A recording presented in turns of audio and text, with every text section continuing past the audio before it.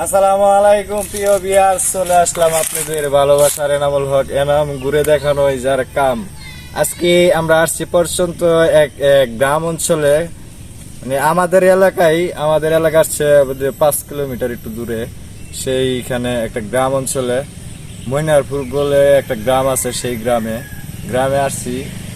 আমাদের দিকে এখন শিল্প অঞ্চল হওয়ার কারণে আমরা এরকম পরিবেশ এখন দেখতে পারি না। সেই পরিবেশটা আজকে আপনাদেরকে দেখাবো। আমাদের এখানে এইরকম পরিবেশই ছিল ছোটবেলা, যে সঙ্গে আমরা বন্ধু বান্ধব একসাথে ছোটবেলা খেলতাম। দেখেন পরিবেশটা, অনেক সুন্দর একটা পরিবেশ, অনেক গাছ গোছালি। আপনারা দেখেন কত সুন্দর একটা জায়গা। এরকম জায়গার মধ্যে আমরা ছোটবেলায় খুব সুন্দরভাবে খেলতাম, খেলাধুলা করতাম। এই কারল গাছ আছে, কারল গাছে কারল পারতাম। এই পাশেও কারল গাছ আছে, খেজুর গাছ আছে।